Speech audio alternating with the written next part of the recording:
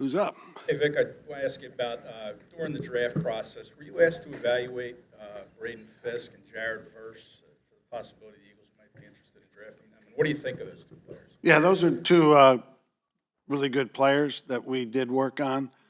And, as the draft is, you only get your certain amount of picks and guys are gone or somebody there that you take. So, but those were two guys that we were very high on and liked.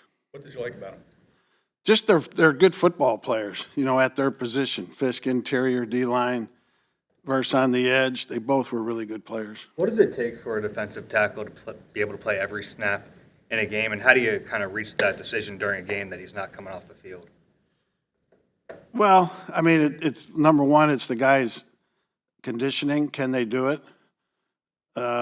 Two, sometimes the circumstances allow itself to happen or make it hard to get them out on occasion.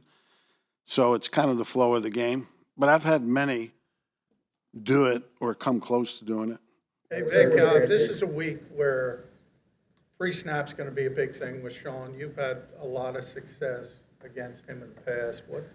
I haven't gone against him in 6 or 7 years. Yeah, but that was a big part of it. And Bill kind of followed your sort of blueprint, if you want to call it that. But when you talk about that pre-snap motion, what do you preach to your guys?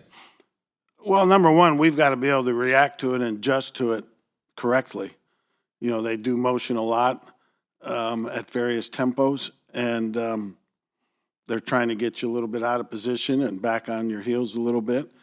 And we've got to be ready for it and be able to play correctly and not let the motion confuse us at all. You've had only one game lost to injury in your back seven. Slash, having that continuity in the back when it comes to the communication, how key has that been? That's very key. We're all better coaches when our better players are playing, and those guys have done a good job coming together, communicating, and doing well for the most part. How would you evaluate what Jordan Davis has done so far this season, and your defense, and overall your defensive tackles not named Jaylen Carter? I think Jordan's been doing better and better here of late. He's been strong against the run, offering a little pass rush, and I do think he's improving. I do think Jaylen has really come on and really helped our defense extremely to a high level. And the other guys, Mo, Book, and Milt, have all done well. Speaking of Jaylen Carter, what has he been like behind the scenes in terms of like the meeting settings and with the other teams? What have you noticed about him? He's been good. Nothing major either way there. I don't know what you're looking for there, but he's been good in meetings, been good in prep, and it's translating onto the field. What were some indicators along the way to Say that again? indicators along the way to know that he was kind of ready to take on a full game like that? He's been playing a lot anyway. Yeah. What the hell's the difference between 90% and 100%? I mean, geez. Just that he's been able to do it for the most part, and he's ready for it. Vic, a little bit off the beaten path question. Uh-oh. You and Jim Johnson started in the USFL. I mean, you were in the USFL like 40 years ago, and I know you're never together, but did you ever get to know him, talk defense with him, and is there anything that you kind of took from him?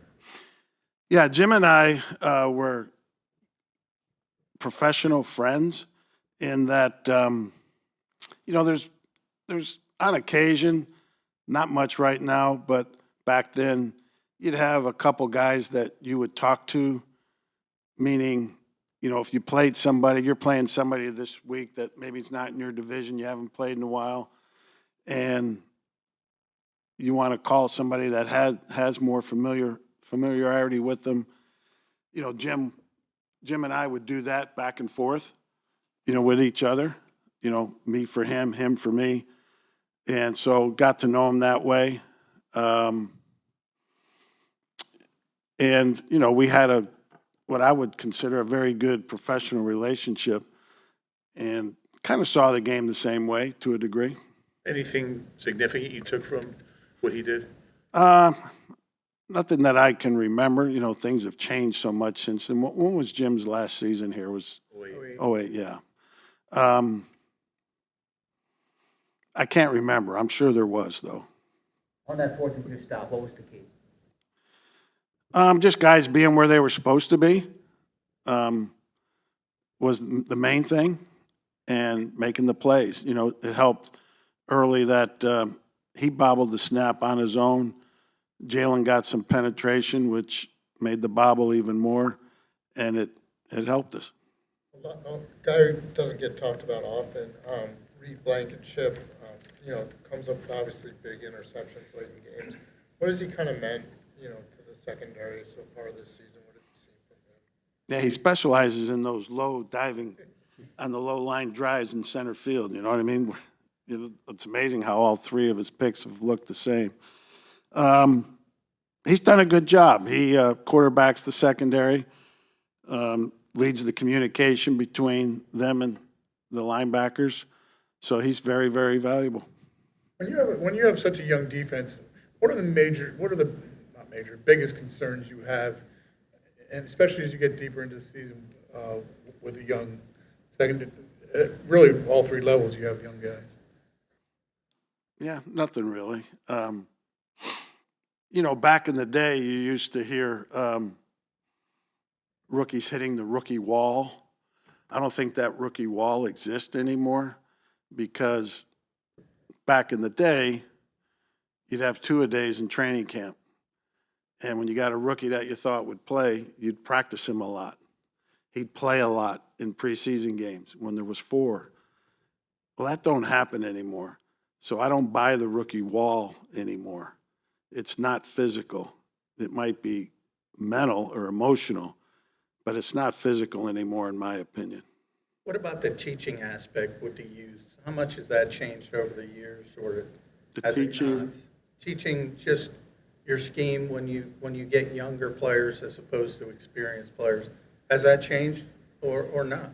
not really. It's just a process, and you have to keep at it and not get discouraged when they don't get something early.